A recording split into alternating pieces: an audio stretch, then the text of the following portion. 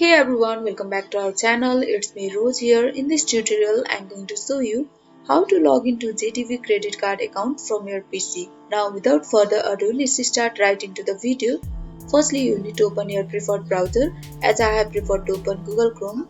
On the search bar, click over there and search jtv.com or JTV login like this. On the first result of Google, you can see jtv.com. Click over there and you will be redirected to JTV website.